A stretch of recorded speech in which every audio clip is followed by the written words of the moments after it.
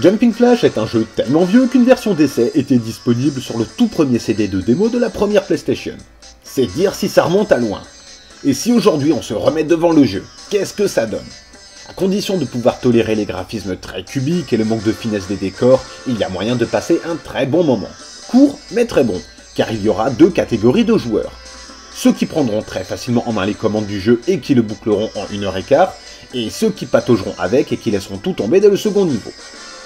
Jumping Flash est un jeu de plateforme en 3D en vue subjective qui vous permet de contrôler un lapin mécanique qui doit mettre fin aux agissements douteux d'un méchant baron. Scénario, tout ce qu'il y a de plus banal qui vous permettra néanmoins de partir vous balader dans des mondes aussi variés que le désert, les plaines verdoyantes, les fonds marins ou encore les montagnes enneigées.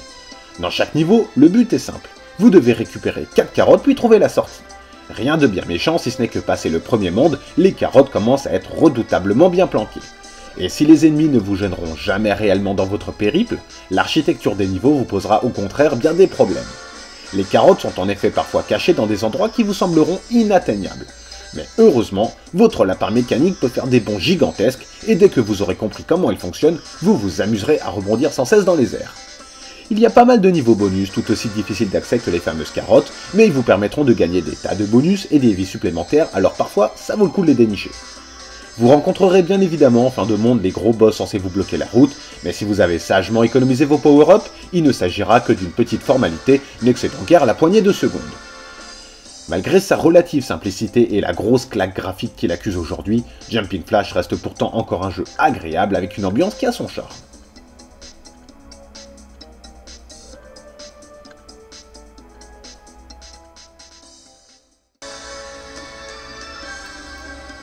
Même si on patauge dans le classique et le déjà vu, Jumping Flash arrive à se trouver une identité unique, notamment grâce à des niveaux bien pensés et à des thèmes musicaux très entraînants. L'humour ne vole jamais très haut, mais voir un œuf au plat sur le sommet d'un volcan, ça peut peut-être en amuser certains. Même si en apparence le jeu est destiné aux très jeunes joueurs, les plus sauvages pourront se rabattre sur le mode Time Attack. Dans l'absolu, le jeu n'est vraiment pas dur, mais sitôt qu'on se met la pression du score ou du temps limité, la donne est tout de suite inversée. Mais le jeu plaira en priorité aux mômes, on ne peut pas s'en cacher.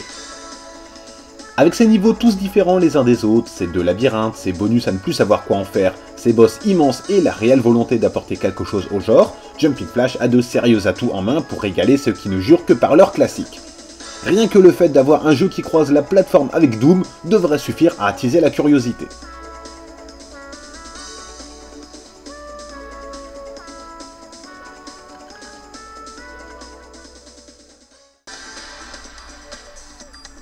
Les ennemis sont vulgaires, les décors pas très détaillés et les boss ne ressemblent à rien. En 1995, on ne faisait pas les mêmes choses qu'aujourd'hui et Jumping Flash nous le rappelle malheureusement très bien.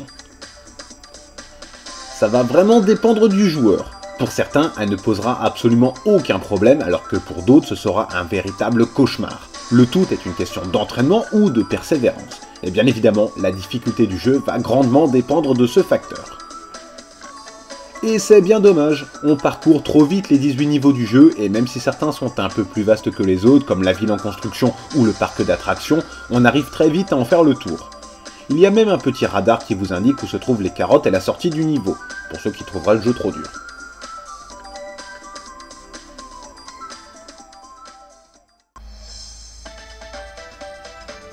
Jumping Flash a de très nombreuses qualités pour lui, mais il s'est vite fait bouffer par les gros mastodontes de la plateforme et c'est bien dommage. On se souviendra de ce jeu comme du pari osé de Sony pour marquer un univers qui ne laisse pas sa place au canard boiteux. Et à défaut d'un canard, c'est bien par un lapin que la bonne nouvelle est arrivée. Même s'il n'est pas dur et si on peut le trouver moche de chez moche, Jumping Flash reste un petit jeu intéressant qui occupera les plus nostalgiques ou les plus curieux le temps d'une après-midi. C'est un peu maigre, mais on n'en demande pas beaucoup plus à un jeu PlayStation aujourd'hui.